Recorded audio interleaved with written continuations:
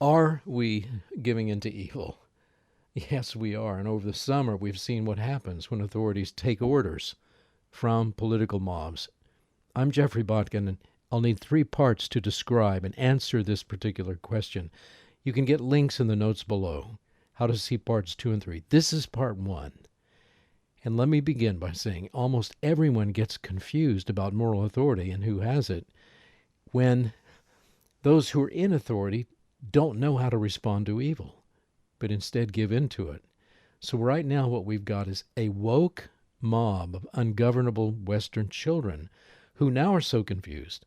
They think the revolutionary agitators have the moral authority because politicians and police just simply day after day do what they say.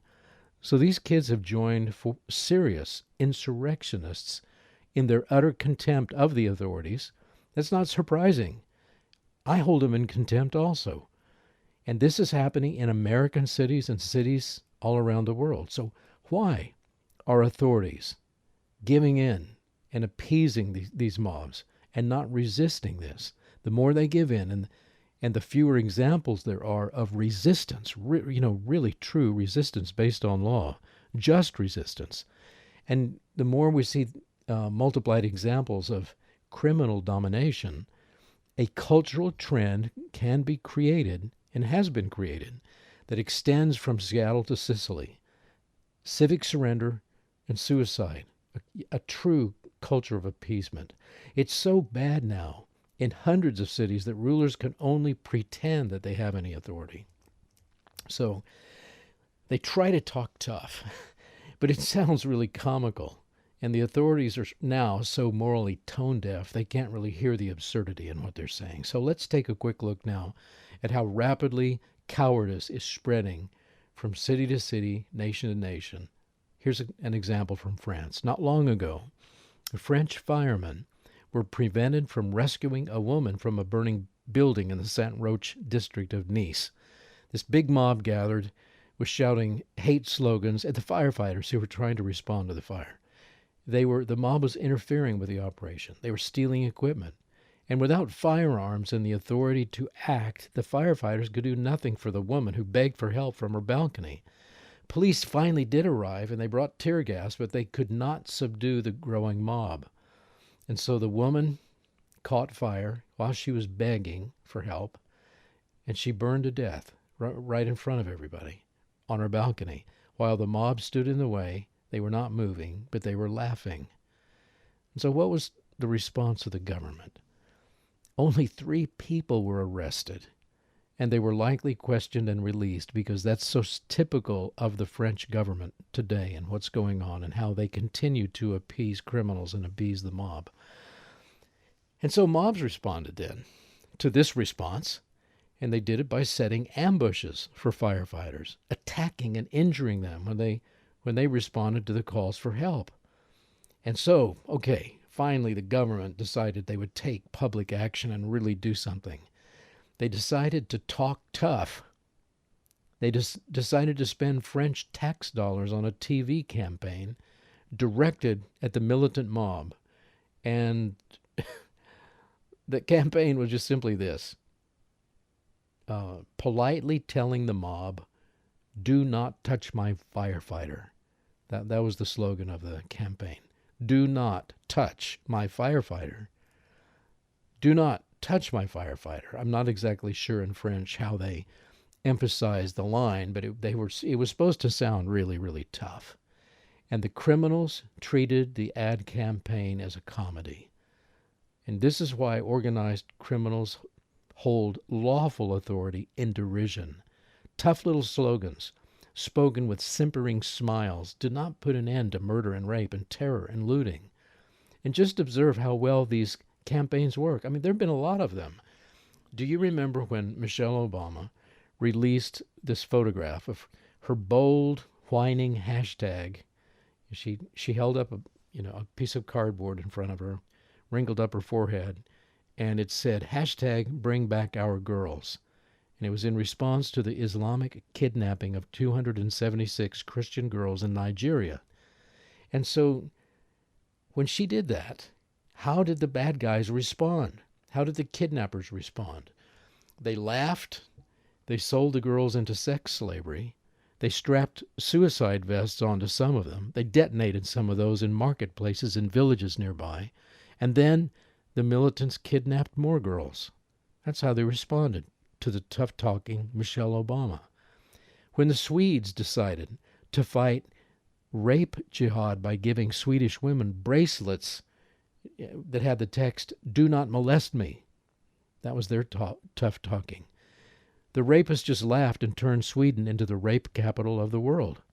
And then when Germans tried to talk tough and they passed a no means no law to combat rape, the rapists laughed and the people groaned, knowing that this would do nothing to stop the rape. According to Minister of Justice Heiko Maas, only 1 in 10 rapes in Germany is reported. Now, I think the number is actually far fewer than that, but these were his figures. He also reported that 8% of rape trials result in convictions, so that's not a lot if only 1 in 10 rapes are reported. The convictions that are achieved in the courts are little more than slaps on the wrist. Victims have learned that if they report a rape, the girls who want to report these rapes, they've discovered that they might suffer prosecution for hate speech if they do that. And so these illegal migrants take this as an invitation to come and enjoy the sympathy and understanding of their suicidal host nations. Just come on over and do what you want. The authorities permit a new criminal ethic to dictate national policies. And so if the criminals say, hey, we have to do this, we're going to do this, you can't stop us from doing this, and the authorities give in to evil, you've got new national policies.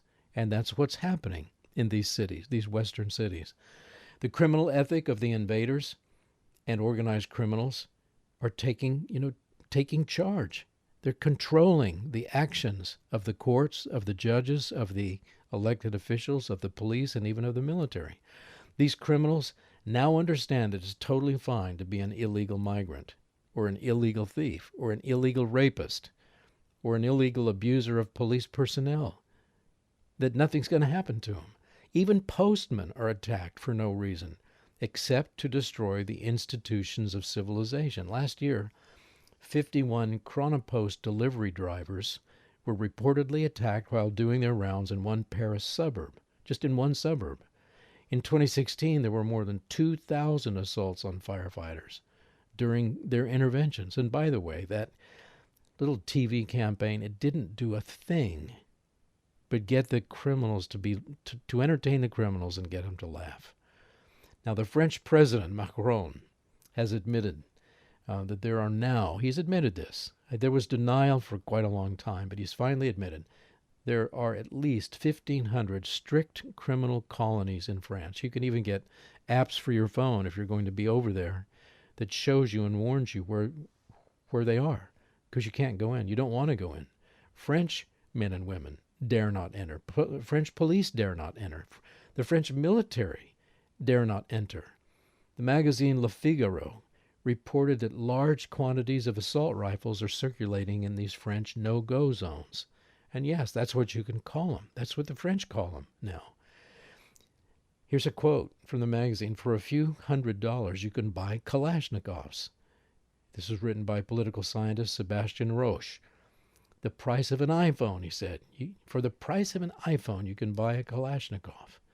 And because these governments, not just France, but Germany and Sweden and the United States of America, Canada, Australia, New Zealand, because these governments refuse to consider resistance, politicians are considering the only remaining option in these worst countries. And here's how it's going in France. They truly are considering, their only remaining option, which is formal surrender to the established criminal mob.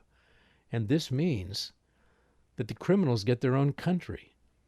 And so while the political elite argue about the nuances of surrender and what it will look like and how much territory their enemies will get, where you will draw the borderline, for your old France and for the new country that the criminals get, Western nations are just burning during this time. America burns, Germany burns, the United Kingdom burns, France burns. One recent figure on auto arson in Paris was 87 cars per night set on fire by the lawless. And yes, many of these may be ambushes set for first responders. But the bigger question is the ambush set for the entire citizenry. Who is responsible for that? Who will take responsibility for the defense of these nations? In the United States, this is one bit of good news, governors still have access to the Militia Act and the Insurrection Act to overwhelm disorder with law and order. But these are largely forgotten pieces of legislation. They're still on the books. They're still very powerful, and they would be very powerful tools to governors who could use them. So who might be the first governor to remember this? While we wait, cities across the U.S. copy the political correctness of every other cowardly city. They give in to greater and greater evils. The Minneapolis Police Department has been very weak for a long time, but is now aggressively just pulling the city downward into suicide mode. They are advising residents, and this is formal, this is a formal police advice bulletin to citizens, quote, be prepared to give up your cell phone and purse or wallet if approached by thieves and thieving rioters. And another quote, do not argue or fight with a criminal. Do as they say. Let me repeat, do as they say. That's the advice of the police to the citizenry, and how they too can join the police and the city of Minneapolis in giving in to evil. Just do as they say. These robbery prevention tips, is one way they're characterized in the bulletin, are not robbery prevention tips. They are subsidized robbery policies, would be a better way to put it. Subsidized robbery policies. They were circulated by the department and reported by the local ABC affiliate. Police advise that the city is suffering an increase in robberies and carjackings, especially in the 3rd Precinct, where rioters destroyed police headquarters. So, be prepared to give them your car when they demand it. Just do as they say. This is new policy in Minneapolis right now.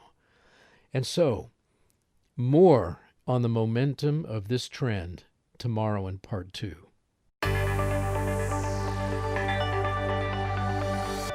If you like content like this, please consider subscribing. If you know others who would benefit from this material, please share it with them. To connect with us directly, please visit geoffreybotkin.com and send any questions or thoughts that you might have to questions@geoffreybotkin.com.